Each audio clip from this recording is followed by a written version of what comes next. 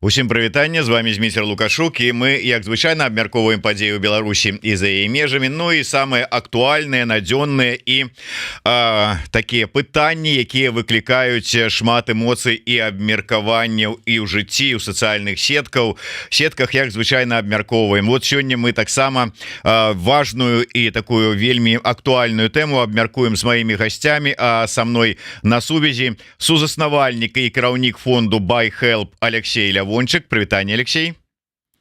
І прадстаўнік праваабарончай ініцыятывы Dissident Buy Вячеслав Касінераў. Прывітанне, Вячка. Всем привет. Пыталіся тут у мяне ўжо ў каментарах, ці будуць жаркія дэбаты у дадзеным выпадку. Ну я так хоць і можа быть разлічваў бы пасля постфактум, але насамрэч я так подозраю, что пазіцыя у абодвух маіх гасцей прыблізна падобная, таму на жаль дэбатаў, хаця ніхто не выключае, можа быть зараз і сцэпяцца з якой-небудзь нагоды. Тут абодва вострыя на язык хлопца сабраліся. Тым не менш, абодва яны з'яўляюцца, ну і іх арганізацыі, якія я назваў, з'яўляюцца падпісантамі агульнай заявы. Вось не далей як учора яна з'явілася, я вось покажу тут на экране. У нас ёсць спасылачка і ў анонсе, і ў апісанні гэтага відэа. Хуткая гуманітарная дапамога вось выступіла з заявай па тэме вызвалення беларускіх палітычных зняволеных. Я не буду цытаваць, я думаю, лепей дам магчымасць маім гасцям больш падрабязна пра гэтую заяву, пра тое, што яе выклікала яе з'яўленне, расказаць і патлумачыць. Алексей, давайте пачнем з вас. У чым прычына, чаму была вымушана хуткая гуманітарная дапамога выступіць з такой заявай? І што яна утрымлівае? Вашы кароткія тэзісы, але не ўсё, пастаўце і Касінераву таксама пра што распавесці з гэтай нагоды. Я могу сказать, что выкликала гэтую заяву, а Вячце перадам ужо працяг, то бок тыя тэзісы, якія ў ёй. Выкликала гэтую заяву распаўсюджвання наратываў, якія мы лічым часткова непраўдзівымі, часткова граючымі на руку лукашэнкаўскай прапаганды. Бок я неаднакроць пісаў на сваім фейсбуку, што наратыў вызвалення любым коштам, любой цаной, як кажуць, гэта наратыў, ну, скажем так, калі мягка дыпламатычна казаць, вымагае дапрацоўкі, а калі не дыпламатычна казаць, гэта наратыў можа быць проста шкодным. Таму што, ну, што такое, па-першае, любая цана? Нехта прывёў хороший прыклад калісьці, які мы, падаецца, таксама скарысталі ў гэтай заяве. Я не памятаю, што ці з'яўляецца любой цаной вызвалення пачобута за кошт выдачы латушкі, як прапаноўваў афіцыйны Мінск, напрыклад, у свой час. Ці з'яўляецца любой цаной выплаты абсалютна любых грашэй за палітвязняў, калі іх працягваюць саджаць і саджаць.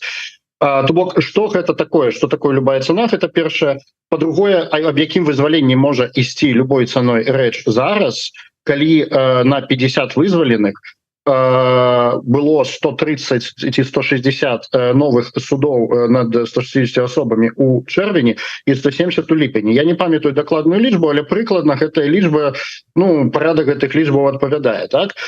То бок, колькі б Лукашенко не выпускае ён вельмі малую колькасць. І тут я, дарэчы, падкрэслю, я не кажу, што кепска, што выпускае. Наадварот, я вельмі рады таму, што людзі выходзяць на свабоду так ці інакш. Але трэба памятаць пра вялікую карціну. Вялікая карціна ў тым, што на 50 выпушчаных, умоўна кажучы, у нас сотні зняволеных.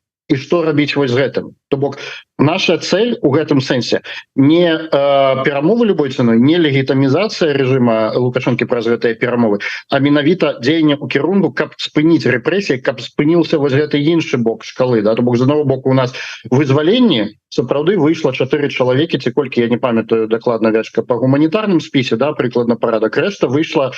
Участкі людзей тэрміны ўжо скончваліся, участкі людзей яшчэ заставаўся нейкі хвост на тэрміне, але па гуманітарным спісе выйшлі, ну, давайте скажем так, каб мяне не абвінавацілі ў знову такі прымяншэнні гэтай з'явы да 10 чалавек, да? Вот, пры гэтым селі сотні паралельна. То бок, мы выступаем за тое, што трэба працаваць у тым кірунку, каб спыніць вось гэты іншы бок спектра, каб перасталі ісці пасадкі, каб перасталі ісці рэпрэсіі. Тады перамовы ці любы іншы інструмент вызвалення палітвязняў будзе мець сэнс. То бок, прыкладна вот такая вось моя позиция. Вячка, перадам табе далей. Вячеслав, калі ласка, працягніце ось на што звяртаецца увагу, што выклікала асноўныя там вот асноўныя тэзісы гэтага сумеснага звароту. Ну, в общем, Леша уже все озвучил на самом деле. Если вдаваться в подробности, то последние, наверное, полгода очень громко в СМИ различных тиражируется мнение о том, что мы проиграли, надо хоть как-то договариваться с режимом, надо хоть, чтобы кто-то выходил, причем звучит вот этот снова таки тезис любой ценой, но нас в первую очередь как, то есть вопрос освобождения политзаключенных — это, конечно, больше вопрос политический. Мы тут как больше гуманитарные правозащитные инициативы выступаем. Но с этой позиции, например, нас очень сильно волнует, что то, что могут сделать политики, вдруг можем себе представить, что вот завтра, например, Тихановская скажет, что ну все, так, мы тут договорились с Минском, у нас там контакт, мы, значит, сейчас все самораспускаемся, и тогда выпускают там, например, там 100-500 политзаключенных, прекращаем всю свою деятельность и так далее. Ну, конечно, как правозащитники и гуманитарные силы мы не согласимся с этим, потому как тысячи людей еще останутся в нужде. То есть им еще будет нужна помощь, как бы и процесс демократии и восстановления прав человека в Беларуси таким образом, вот таким решением похожим, он может отложиться примерно навсегда. Вот. И поэтому как бы тезисы, которые озвучивают политики и различные правозащитники и правозащитницы, они могут нести на самом деле прямую угрозу системным изменениям в Беларуси. А без системных изменений, вот то, о чем упоминал Алексей, если у нас репрессии и пытки не остановятся, то как бы говорить о том, что права человека когда-то снова восторжествуют в Беларуси, или что хоть какие-то демократические изменения начнутся, нам просто не приходится. Ну и поэтому мы решили вот как бы собрать материал, посмотреть, что кто говорит точно. Увидели расследования эти, вот, например, на Ниве, на Реформе было расследование, проанализировали это все. Буквально 2 недели назад вот с супругой моей мы решили посмотреть, мы по работе всегда как бы ознакомились с материалами пропаганды, то есть ищем там политзаключенных, но вот мы посмотрели именно какие-то такие идеологические их выпуски, и, каково же было наше удивление, когда оказалось, что вот эти тезисы на 100% совпадают с тем, что вот говорит часть гражданского сообщества. И мы поняли, что, наверное, есть какие-то, возможно, подводные камни в этом во всем. Возможно, вот эта часть той самой информационной войны, атаки на демократические силы и правозащиту в принципе, вся вот эта риторика. Ну и как оказалось, что мы были недалеки от истины. Вот, например, буквально свеженькое расследование вышло про Игоря Тура, который буквально данные тезисы продвигал, там, если я не ошибаюсь, в десятках чатов активно. То есть вот какая-то такая немножко конспирология, которая оказалась не совсем конспирологией в рамках правозащиты. Алексей, я бачыў, як ты там сцепіўся з Турам у каментарах і под сваімі допісамі і под іншымі. Скажи, але ж здараюцца ў гісторыі такія выпадкі, калі супадаюць інтарэсы нават у ворагаў. Ведаеш, як бы будзем сябраваць там супраць там агульнага ворага і гэтак далей. То есть можа быць і тут супалі інтарэсы на дадзеным гістарычным этапе. Тур не ў стане нічога пісаць самастойна. Гэта па-першае. Па-другое, калі ён такое будзе пісаць пад сваім імя, я ведаю, што гэта ягоны аккаунт, ён мне пісаў з гэтага аккаунту ў 2020 годзе, калі ён быў трохі больш смялейшы і не так баяўся напісаць нешта апроч словаў не памятаю, то ён в принципе писал по заказе, гэта было видать, он ніколі не увязваўся ў дыскусіі.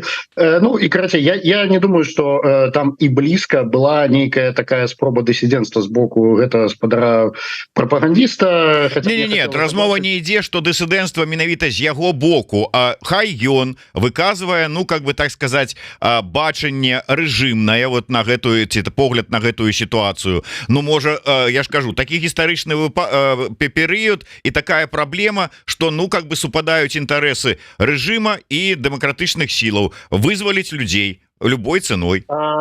у рэжыма няма інтарэсу вызваліць людзей насамрэч у рэжыма ёсць інтарэс легітымізацыі на дадзены момант рэжыму трэба стаць как я кажуць по-ангельску палата был да то бок успрымальным у заходні у вачах заходнікаў тому что ну мы все ведаем як бы подставы Лукашенко загнаў сабе ў кут рэпрэсіямі загнаў сабе якія раней былі не просто не да уяўлення Лукашенко загнаўся ў кут пасадкай самолета Лукашенко загнаў сябе ў кут удзелам у вайне супраць Украіны разам з Россией яму гэта некомфортно ну я лічу что яму гэта некомфортно мне так падаецца ён заўсёды лічу сябе майстрам сядзець на двух крэслах але выхаду у яго асаблівага няма тому я лічу даруйте что пропаганда атрымала у тым ліку подручнік метадычку что трэба прасоўваць легітымізацыю гэтага режима что паглядзіце как бы ситуация не зрушивается так в Украине дарэчы то же самое поглядите вы зараз топять вось гэты z военкоры ситуация не меняется то бок фронт стоит что рабіць ну Украина показала что рабіць можно войти ў Курскую область и тем самым стварыць сабе предмет для обмену показать таксама что российская армия асабліва не была готовая ни до чаго але не про гэта мова то бок наратыў такі у нас все стоит никто ничего не рухается рэпрессии идуць дам силы не могуць вярнуть сабе ўладу значит трэба ісці на нейкія саступки хто павінен ісці на саступки ну конечно ж ну по метадычцы Лукашенко на саступки павінны ісці толькі той бок наш бок дэмакратычны бок ну и адпаведна Лукашенко готовы вызваліць палітвязняў напрыклад при умове что и тут под вызваліць я ставлю вельмі две вялікія клічнікі тому что вызваліць палітвязняў для Лукашенко гэта сказать я вызвалю усіх з гуманітарного спісу выпусціць аднаго я кажу про першы выпуск тады у ліпені выйшло 18 чалавек ці 19 чалавек з гумспісу там был один хотя перад гэтым уся пропаганда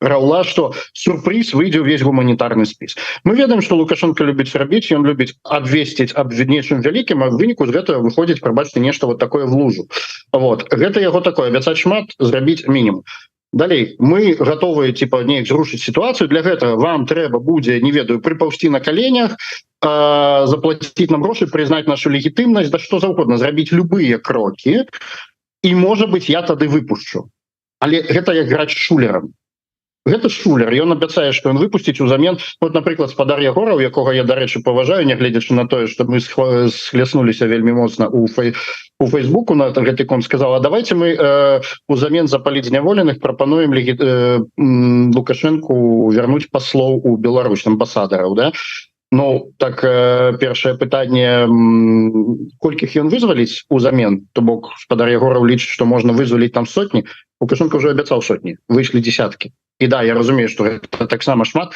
але тым не менш калі вот пасля гэтага что прапановаць калі он за кожны крок будзе выпускать по аднаго это першае другое калі мы легітымізуем тым самым вось гэты режим мы дэлегітымізуем усё что адбывалася раней мы дэлегітымізуем усё что увесь 20-й год усё наше змаганне это пропаганда хоча прызнаць мы проиграли но мы не проиграли это ситуация цуксванга для абодвух бакоў але Лукашенко знаходіцца ў куды горшай сітуацыі супраць яго грае гісторыя супраць нас гісторыя не грае так что яму трэба кроў з носу нейкім чынам выйсці з кута які ён сабе загнаў ён сунуў гэтую метадычку сказал адпрацоўвайце і вельмі лёгка купіць частку людзей но я не кажу купіць сорі за гэтыя жорсткія словы але вельмі лёгка павесці там людзей напрыклад на нараціў гуманізм это цудоўны нараціў але не трэба лічыць той что Лукашенко робіць гуманізмом гэта не гуманізмом бы гэта было калі б спыніліся рэпрэсіі і пры гэтым выходзілі палітвязні але у нас паўтаруся 50 пасаджаных 50 выпушчаных сотні пасаджаных то бок зараз мы змагаемся за 1500 чалавек таким тэмпам мы будем змагацца праз некалькі гадоў спадзяюся некалькі гадоў а некалькі месяцаў мы будем змагацца за 2000 чалавек ці за больш разумееце вось гэта не гуманізм гэта продаж гуманізма под выглядам апантанага желання вылезці з кута які ён сам сябе загнаў і я разумею калі я разумею нарату что кожная чалавечая жизнь мае вартасць гэта сапраўды так я сапраўды вельмі рады что люди выходзяць калі яны выходзяць по памілаванні мы ніколі не ацэньваем у нашай коаліцыі ці люди выходзяць по памілаванні ці як нягледзячы на ўкіды якія сцвярджалі что по памілаванні мы не надаем дапамогу, мы надаем дапамогу, нас увогуле не цікавіць, што адбылося, мы дзейнічаем по прынцыпе права палітычны зняволены атрымае дапамогу, а як ён выйшаў, гэта не наша справа, але мы супраць агульнага упіхвання вось гэта вось наратыва, што гэта гуманізм, што гэта ўсё дае нейкі плён, вось такія перамовы. Гэта не гуманізм, гэта жаданне крысы вылезці з кута, і ён як толькі вылезе з кута, вас кіне. Вось у чым прикол. Прабачце за спецыфічную лексіку. Перадаю слово. Дякую. Вячка, я хотел бы вот такую тему закрануть. Зараз вельмі раскручивая пропаганда, пачынаючы от тэлебачання такого дзяржаўнага и заканчиваючы этими каналами кшталту Азаронка, Воскресенска, якога падаюць як асноўнага чалавека, які там типа займаецца как бы вызваленнем, ці вот курыруе працэс выхада палітвязняў по амністыі, там типа паводле прашэння на волю. Ён рассказывае, але ўсё яго, наколькі я разумею, вся яго гэтая бурлівая дзейнасць абмяжоўваецца тым, што ён дасылае лісты у месцы зняволення палітвязням з прапановай пісаць гэтыя прашэнні аб памілаванні і звяртаецца да іх сваякоў, каб сваякі націснулі на сваіх сваякоў у турме і тыя напісалі прашэнне. Все. Ну, то есть я больше не бачу, у чым яго роля такая вот, што ён там можа рэальна зрабіць. Тым не менш, прашэнні пишут, прашэнні как бы люди выходят, але я гляжу на вашу информацию от Dissident Buy, где вы поведомляете, что по-першае, не ўсе з памілаваных палітвязняў, якія вось вышлі зараз на волю, писали такое вось прашэнне, то есть вот ім яшчэ заставалася пэўны тэрмін сядзець, а і яны не писали нічога, а іх просто взяли и как бы сказали: выходи, двери адчыненыя. Другая частка, что ёсць люди і таких шмат, якія писали прашэнне, ну нібыта вот выканалі ўсе патрабаванні, якія там ім выставляюць, а так и знаходзяцца за кратами. Вот як ты як вы оцениваете вот гэтую ситуацию, что отбывается? Ну, тут можно долго говорить, но на самом деле, да, вот сам процесс написания на помилование, как ты сам сказал, они связаны с такими словами, как давление, угрозы и прочее. То есть это уже не очень здорово. И тут я с коллегами, например, с Весны абсолютно согласен, что сам этот процесс принуждения человека писать на помилование — это дополнительное унижение и давление на человека, который не виновен. Мы должны это всегда помнить и держать в голове. То есть это дополнительная такое как бы попытка разрушить идеалы какие-то, растоптать личность человека, который в принципе с правовой точки зрения ничего не сделал. Но говоря о самом этом процессе, как бы сложно тоже думать, что это вообще похоже на некие акты гуманизма или что-то в этом роде. Это полностью деконструирует эту мысль. Потому что, ну вот я могу даже рассказать, как это бывает в большинстве случаев, да. То есть там даже не Воскресенский работает, это, наверное, такая внешний слой пропаганды, как она это преподносит. Там приезжает прокурор в колонию и устраивает смотрины тем политзаключенным, которые, по его мнению, могли бы подойти под, наверное, то количество, которое там ему сверху скинули в рамках там, не знаю, решения Лукашенко, что вот мне сейчас нужно, чтобы, наверное, как-то вот и имиджево выпустить столько-то и столько-то. И они уже работают по цифрам даже, не по спискам, потому что они разговаривают с людьми, очевидно, они просят, ну, требуют обязательно, чтобы писали на помилование. У большого числа людей, как мы уже видим, по пропагандистским материалам требуют участия в этих фильмах, которые фактически часть информационной войны против демократического движения и как бы для продажи на внутренний рынок. Вот. Люди соглашаются, например, первый вариант, на все условия, и это не дает никаких гарантий. То есть они как бы готовы, все пишут, все подписывают. Нет, не обязательно это так случится, что человек выйдет. Дальше. Человек, например, отказывается писать помилование. Ему настоятельно предлагают, скажем так, ну, какой настоятельно предлагают? Ему угрожают, на его давят. И он попадает в итоге, если он не пишет это помилование, в ШИЗО. Он попадает в ШИЗО, он лишается передач, многим политзаключенным угрожают 411 статьей. Это та статья, которая, дырка в законе, позволяет людей, в принципе, держать в тюрьме бесконечно, постоянно накидывать там по году, по полтора. И это довольно ужасающая практика. Ну и вот как бы вариант, когда мы недавно совсем узнали, что цифры все-таки и имиджевые некие вещи для Лукашенко намного важнее любых правовых нормативов, законодательных, как он сказал когда-то, может быть, не до законов. Ну вот, соответственно, как бы есть цифра, есть человек, надо ему выйти, человек не пишет на помилование, его все равно как бы достают из тюрьмы. Вот, как бы, ну, есть такие практики. И тут единственное объяснение какое-то здравое всему этому, что есть просто разнарядка, потому что никаких логичных правовых норм в этом усмотреть нам до сих пор не удалось. То есть разнарядка, есть цифра, вот хочу столько-то, чтобы вышло, мне там, условно говоря, это нужно для вот таких-то сюжетов, для того-то, для такой-то картинки. И как бы там есть выполнять, и прокуроры там, и прочее отребье в форме, оно как бы едет, все это делает.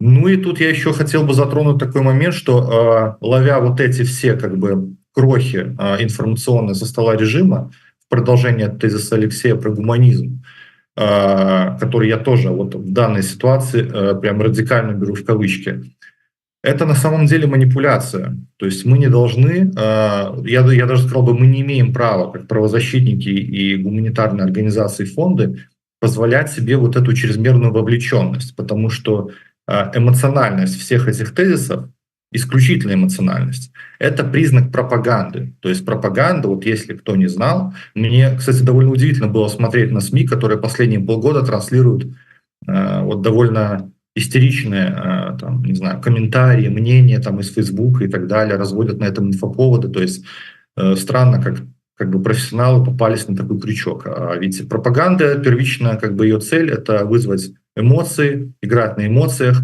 за отсутствием каких-то реальных фактов.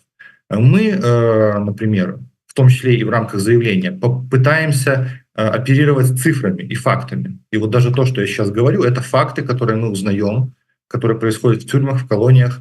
Это цифры, которые мы узнаем, ведя статистику. И тут человек уже волен сам делать свои выводы, какие-то принимать решения, как к этому относиться. Но ни в коем случае не играем на эмоциях людей, потому что это как бы обычно за этим скрывается ложь. Вот, например, статья Анны Шанивы, которую я уже упоминал, показала, что часть тезисов, которые связаны в том числе там, с освобождать любой ценой, то есть это практически просто говорят одни и те же люди. Оказалось, что они вообще не имеют места быть пока. Мы даже провели свое расследование. Но это вот я касательно того, что заключенным в тюрьме показывают там какие-то ролики, где демократические силы друг на друга ругаются, что мы тут все как бы в раздрае. Оказалось, что это просто неправда. Ну вот на данный момент времени, что люди, которые утверждают все вот эти вот нарративы, как бы следуют лукашенковской пропаганде, они банально врут. Вот как бы и в данном случае только факты, наверное, цифры какие-то и данные прямые. Трезвая, спокойная голова может помочь общую картину воспринять и принять правильную стратегию действий. Алексей, я яшчэ дадам з дазволу, я тут прыгадаў одну рэч.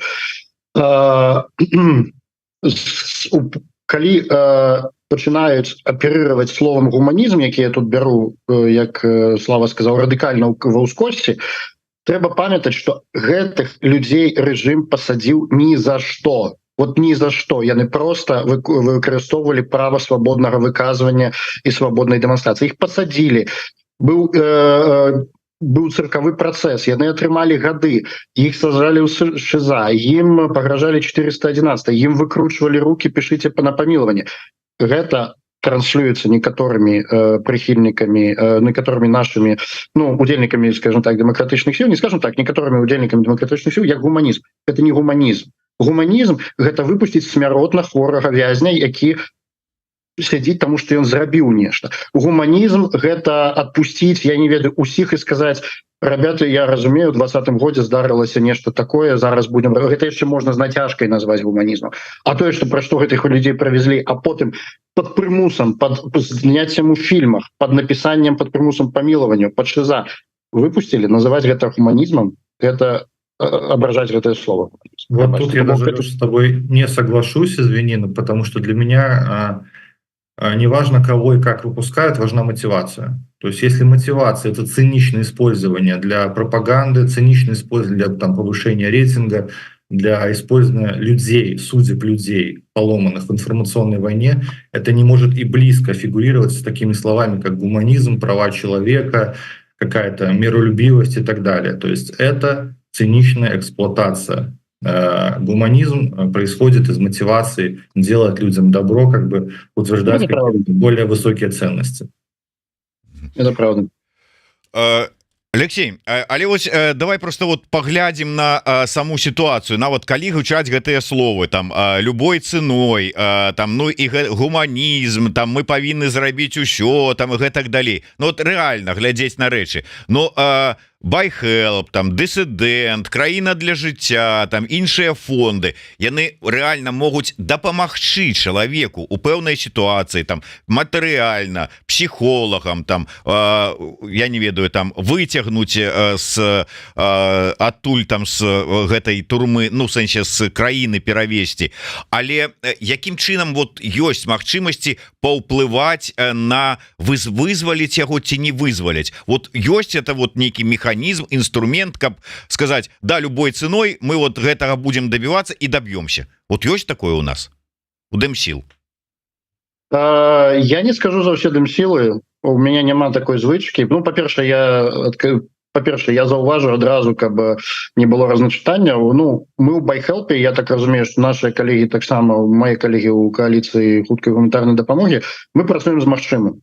А магчымае гэта дапамагаць тым людзям, якія выйшлі. Гэта магчыма. Магчыма дапамагаць людзям, якія сядзяць у пэўных рамках, напрыклад, аплаты адваката, гэта магчыма. Все, что далее, я буду казать больше в контексте широкой картины. Широкая картина, что мы можем дадзены момент зрабіць, есть, ну, я так бачу, зараз есть два наратывы. Першы наратыў — гэта вызваляць любым коштам.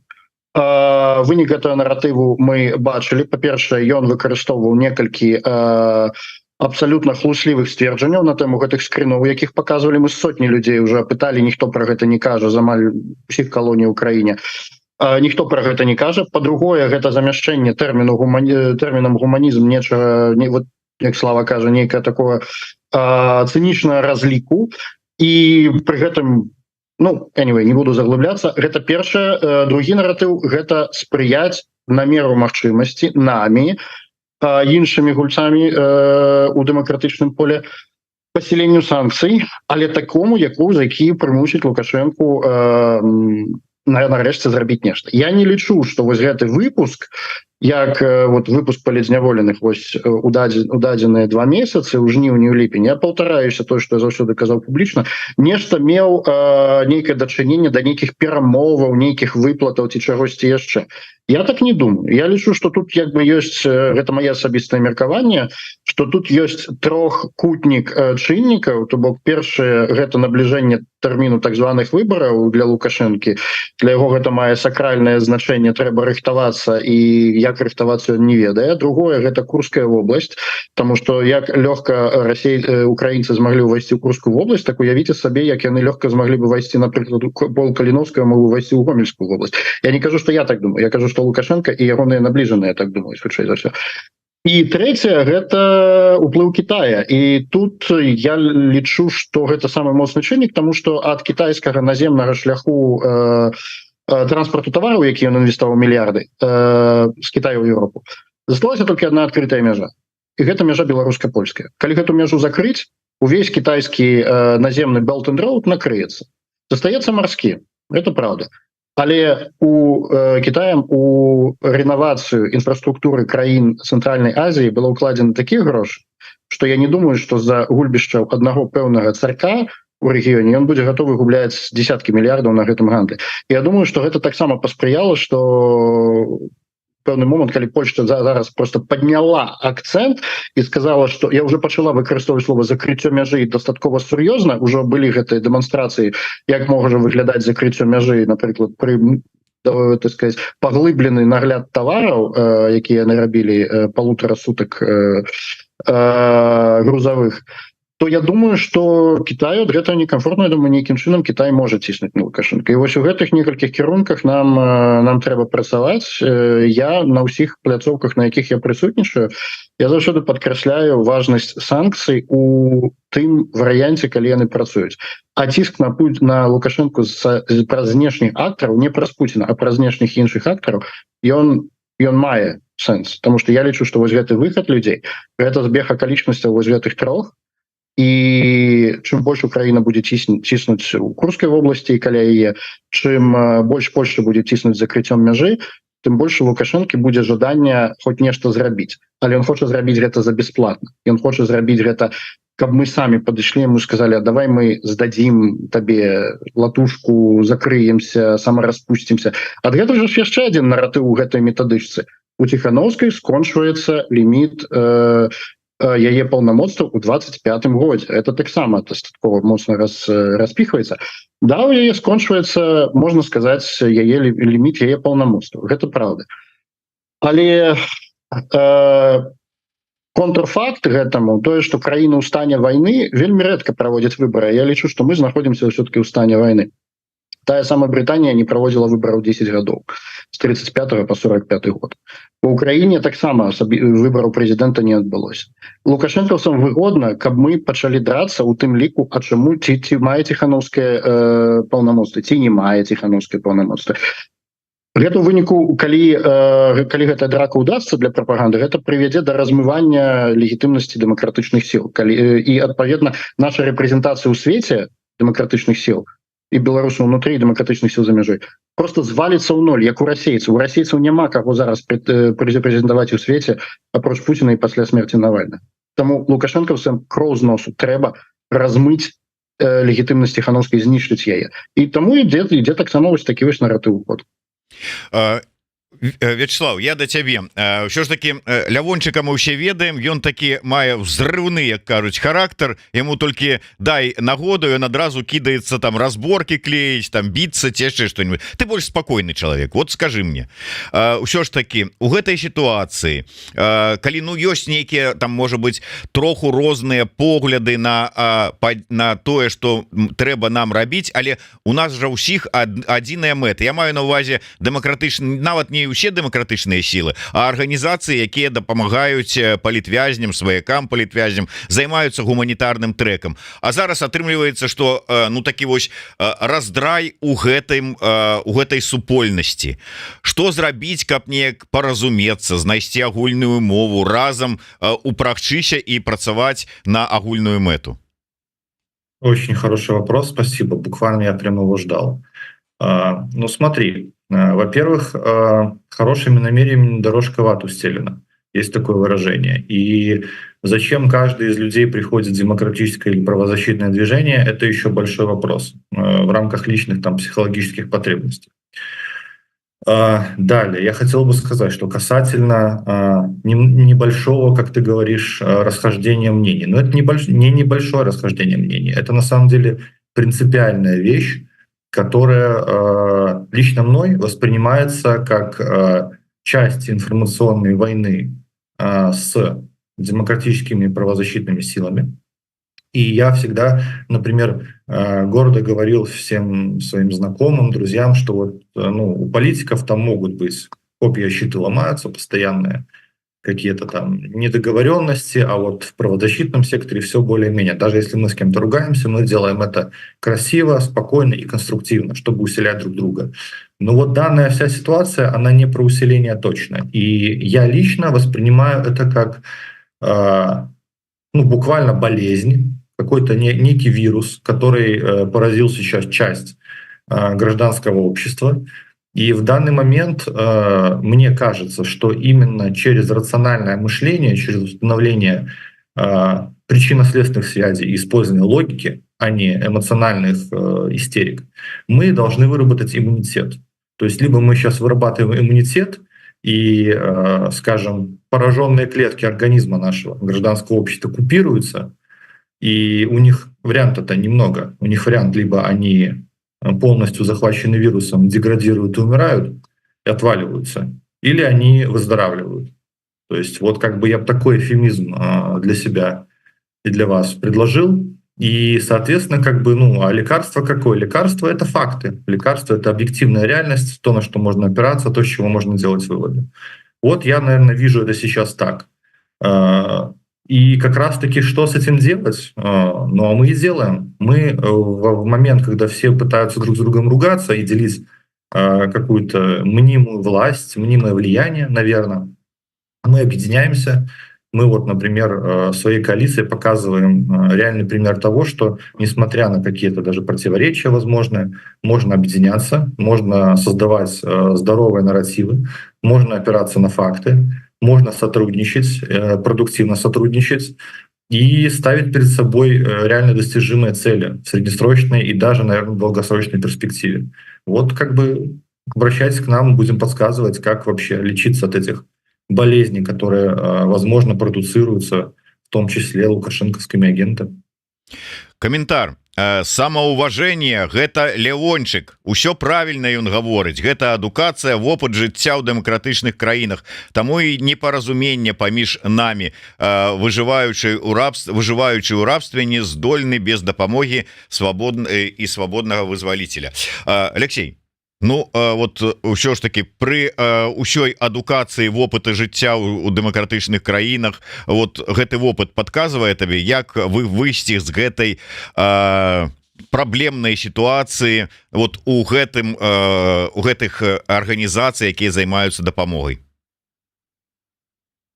Я не бачу праблемнай сітуацыі у нашай кааліцыі. Мы абсалютна аб'яднаныя і у гэтай пазіцыі мы працуем з магчымым, а магчымае гэта тое, як я сказаў, дапамагаць людзям, але пры гэтым на міжнародных пляцоўках прасоўваць тое, што рэальна працуе.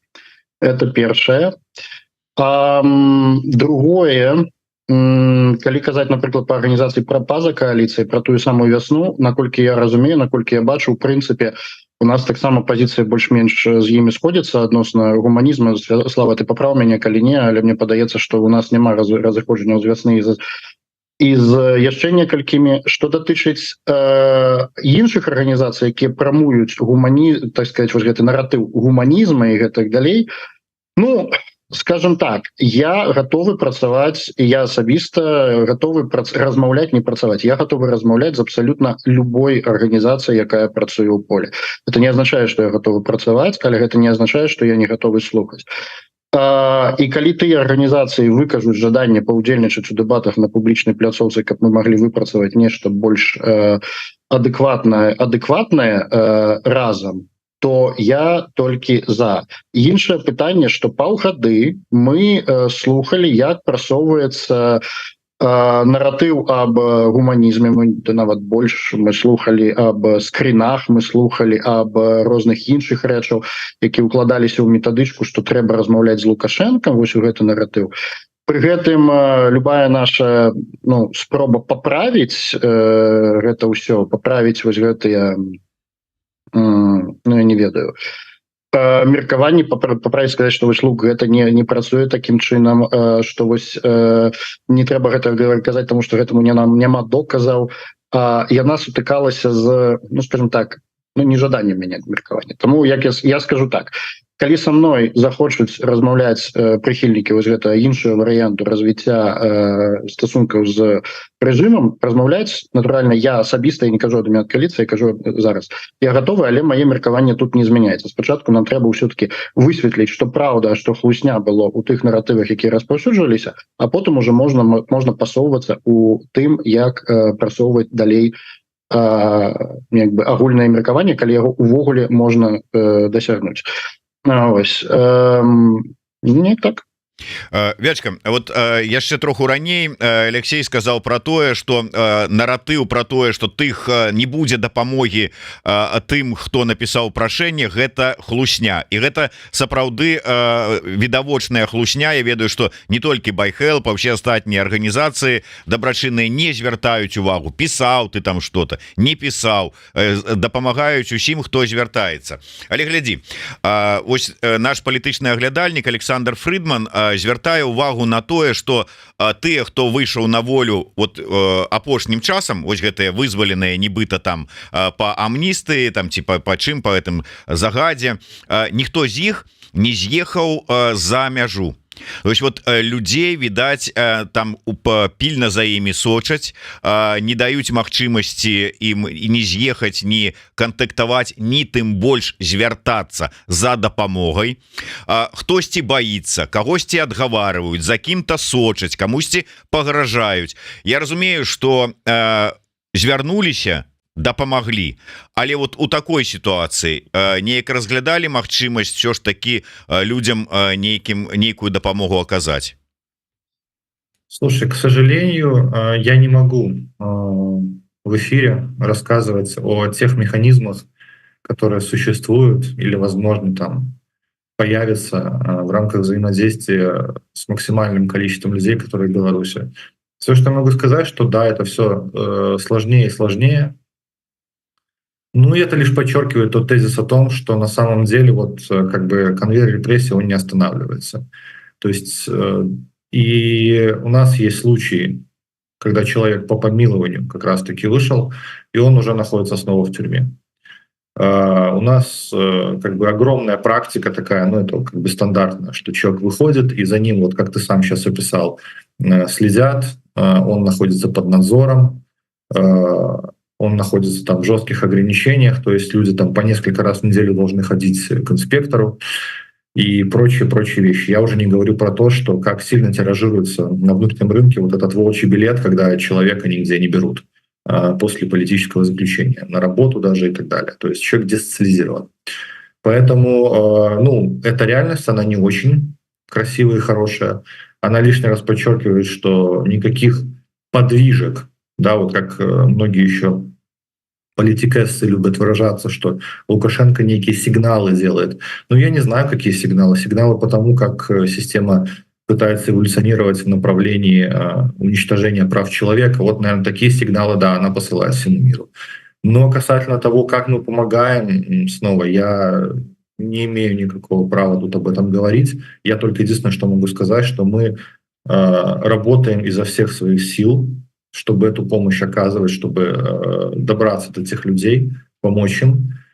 И вот разрушение как раз-таки вот этого самого того, с чего ты начал вопрос, да, про то, что там, вот если вы подпишете, вам не помогут, а вот смотрите, там вот какие-то показывают фильмы, то есть это все деструктивные какие-то нарративы, которые мешают нашей деятельности.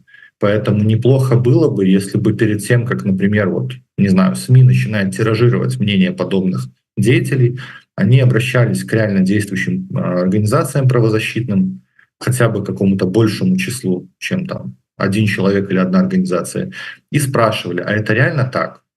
То есть и тогда мы бы уже создавали какую-то здоровую повестку, в которой люди лишний раз не смущались бы, не боялись бы лишний раз обратиться за помощью. То есть как бы вот информационное продвижение того, что мы помогаем всем и стараемся быть максимально эффективными, это тоже часть нашей борьбы, к сожалению, за права человека. То есть приходится и это делать.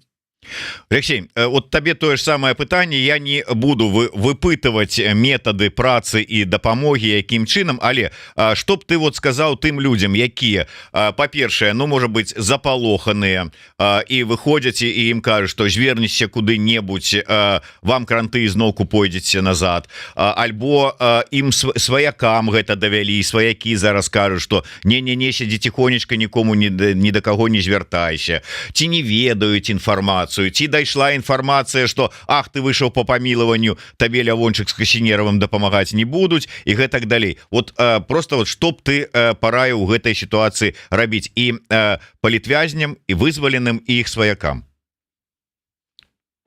Першае і апошняе, мы ніколі не адмаўляем дапамозе палітзняволеным ці асобам, якія да іх прыроўненыя. Я кажу прыроўненыя, таму што бываюць кейсы, калі людзі фактычна палітзняволеныя, але ці інфармацыя не трапіла да праваабаронцаў, ці што, мы ацэньваем кожны кейс па асобку. Але калі чалавек быў фармальна прызнаны палітзняволеным, мы ніколі не адмовім яму у дапамозе. Будь выход там по памілаванні, будь выход там пасля запісы прапагандысцкае відэа ці штосьці. Мы не ставим таких крытэрыяў. У нас адзіны крытэр — это фармальнае прызнанне, што чалавек адседзеў не за што. Першае і апошняе. Што датычыць сем'яў, у байхелпа асабіста няма праграмы падтрымкі сямей. Спадзяюся, што яна будзе, пакуль няма. Але я не думаю, што я памылюся, калі я скажу за моих калег з службы хуткай гуманітарнай дапамогі, што дапамога сем'ям таксама не залежыць ад таго, як сядзіць, як сеў і як выйшаў палітзняволены. Кропка. Хто распаўсюджвае іншую інфармацыю, што мы там ставім умовы, як правільна выходзіць, як правільна сядаць, садзіцца, ён свядома хлусіць, ці яна. Конец цытаты. Ну і на завяршэнне вот тут да, ідзе па-першае одна частка інфармацыі, тая ж самая прапаганда вельмі зараз намекае непразрыста, што к 17 верасню будзе чарговая там спіс вызваленняў. Некаторыя зараз кажуць про тое, што гэта зараз не публічна, але яшчэ нават до 17-го таксама пэўная група можа выйсці, а можа і пасля 17. Можа гэта ўсё ж таки нейкая прыкмета того, что пачынаецца лібералізацыя ці нелібералізацыя, вот нейкія сігналы больш яскрава спрабую падаць рэжым. Абодвум пытанне, Вячка, давай с тебе пачнем. Слушай, но Лукашенко это кровавый диктатор, это соучастник вторжения в Украину, это, по моему личному мнению, довольно психопатичная личность. Вот. То есть тут вопрос в том, для чего он это делает. Безусловно, это прекрасно, что люди выходят, но снова-таки как специалист в данной области вообще применения там своих знаний и навыков, я не могу позволить себе просто вот кинуться в соцсети, писать какие-то вопли отчаяния или радости, тут уже не важно, да, то есть я должен смотреть на всю картину, то есть я должен понимать, что вот, хорошо, там, какое-то число, столько-то человек вышло, отлично, мы тут же там включаем какие-то свои механизмы, пытаемся найти фамилии, пытаемся там понять, как мы можем помочь этим людям и так далее. Но в это же время я должен прекрасно понимать, а вот с правовой ситуацией что происходит в стране, то есть сколько в этот месяц людей посадили, хотя бы пыточные практики, то есть вот там, не знаю, избиение в ШИЗО или там инкоммуникада, хоть в отношении кого-то, это все прекратилось или нет? Если нет, и это продолжает только развиваться и усиливаться, то, очевидно, я сделаю вывод, что как бы существенных изменений не произошло. Для чего уж там политически Лукашенко кого-то освобождает, это его вопросы. Это хорошо, но в общем система остается той же, какая она есть. То есть в данном случае я и часть моих точно коллег и коллежанок, мы используем такой вот тоже эвфемизм, как мы как врачи, как хирурги. Когда к тебе приходит человек с какой-то вот болью, с раной, ты не можешь вместе с ним ахать и охать, или это все на этом и закончится. То есть мне буквально пишут люди и говорят, вот там кого-то там посадили, что делать, пришли с автоматами, вломились, вот ай-яй-яй, ай-яй-яй, ой-ой-ой. Если я скачусь в это же самое, да, то, в принципе, мы просто поойкаем, поахаем, поохаем и останемся, он со своей проблемой, я со своей там зеркальной травмой. Я выключаю типа эмоции и действую спокойно, рассудительно, с холодной головой. У меня есть алгоритмы, которые я предлагаю человеку, у меня есть организации, или если мы там не можем оказать какую-то помощь, которые прямо включаются в работу. То есть видишь рану, видишь кровь, не реагируешь, зашивай, лечи. То есть вот как бы наш такой подход. Вдаваться уже там вот во все эти вещи, насколько, как и так далее. С политической точки зрения можно погадать, можно оценить. Как правозащитник я должен оценивать, я вот вижу так свою миссию, исключительно системные какие-то изменения и как они работают. Если я должен понимать, что там сегодня кого-то выпустили, кого могут выпустить завтра, или кого там могут завтра задержать, если вот этих выпустили. А все это я могу понимать только опираясь на факты, цифры, какие-то реальные данные, логику, а не на эмоции. Дякую. Ну і заключнае слово на гэтую ж тэму можа быць, Алексей, твоё, і на жаль будем развітвацца. Можешь пытанне паўтарыць? То есть вот тое, што рыхтуюцца нібыта 2,6 спіса да выхада, гэта можа быць ўсё ж таки прыкмета таго, што больш яскрава спрабуе рэжым сігналы падаць нейкія. Я думаю, что режим спрабуе падаць сігналы, бо режим загнаны ў кут. Тым, ну, як я ўжо раней казаў, яны спрабуюць знайсці выхад, але як знайсці, мы павінны для іх знайсці выхад. Я сапраўды лічу, што яны могуць працягваць выпускаць людзей. Гэта добра. Але што недобра, яны працягнуць саджаць людзей. І гэтыя людзі працягнуць іх саджаць, калі выпусцяць десяткі, пасадзяць сотні. Гэта недобра. Гэта трэба заўсёды памятаць. Кажучы пра тое, што рэжым вызваляе, нельга забываць про тое, што рэжым сажае куды больш. Гэта першае. Другое, ці будзе гэта прыкметай лібералізацыі? Не. Зараз рэжым Лукашэнкі змагаецца за выжыванне. Я маю на ўвазе доўгатэрміновае выжыванне, не тое, што ён заўтра абрынецца. Але такія рэжымы, яны звычайна абрынаюцца нечакана. Потому что ты, калі у цябе аўтакратыя, калі у цябе тоталітарызм, гэта маналіт, у цябе не відаць трэшчын з вонку. Калі он падае, то оказывается там унутры ўсё прагніла. Так что я лічу, что все-таки гэта ўжо 30 год, доўжыцца нават хутка уже больш трошки. І да, яны змагаюцца за выжыванне, і да, яны будуць рабіць выгляд, што гэта некі кірунак лібералізацыі, насамрэч гэта яшчэ раз, што у жывой апошні раз, гэта просто выжыванне. Добра, што людзі выходзяць, хай на іх выпускаюць, але праблема ў тым, што народ людзей працягваюць рэпрэсаваць. Гэта ні ў якім выпадку назваць лібералізацыяй нельга. Таму мы будзем працягваць працаваць з тымі, хто выйшаў, і з тымі, хто сядзіць да той ступені, як можам, а таксама на тых міжнародных пляцоўках, дзе я буду прысутнічаць, і калегі будуць прысутнічаць. Я, прынамсі, я ведаю, я могу тут толькі за сябе казаць, буду прамаваць ідэю пасілення тых санкцыйных інструментаў, якія сапраўды працуюць. Тады, можа быць, мы ўбачым больш пазітыўныя зрухі, што, можа быць, пачнуць сажаць менш, хаця я сумняюся асабіста, таму што для Лукашэнкі гэта адпрацоўка ўсё яшчэ траўмы 20-го года. Это ўжо не рацыянальная палітыка, гэта должно ўжо перастала быць рацыянальнай палітыкай. Зараз гэта просто ўжо помста, потому что інакш бы рэпрэсіі спыніліся б даўным-даўно пасля таго, як яны дасягнулі пэўнага уплыву, як Лукашенко рабіў раней. Так что, і опять же, тое, што кажа Воскресенскі, тое, што кажа прапаганда, тое, што кажа Лукашенко, гэта трэба дзяліць на 10, на 20. От Воскресенскага ўвогуле нічога не залежыць. Гэта просто твар, гэта просто вітрына для того, што адбываецца ўнутры рэжыма, каб не выпускаць кагосьці іншую, яны выпускаюць Воскресенскага, якога роля ўвесь час мяняецца. А самі абяцанні прапаганды, як я ўжо казаў на пачатку гэтага этэру, яны абяцалі 1-2 ліпеня выхад усяго гуманітарнага спіса, выйшаў 1 чалавек. Так што дзяліце гэта на 10. Не спадзявайцеся, што гэта будзе нешта лепш, але, канешне, добра, што людзі на свабодзе, але падкрэслю, ніколі не трэба забываць, што не добра, што яшчэ больш аказаліся ў турме.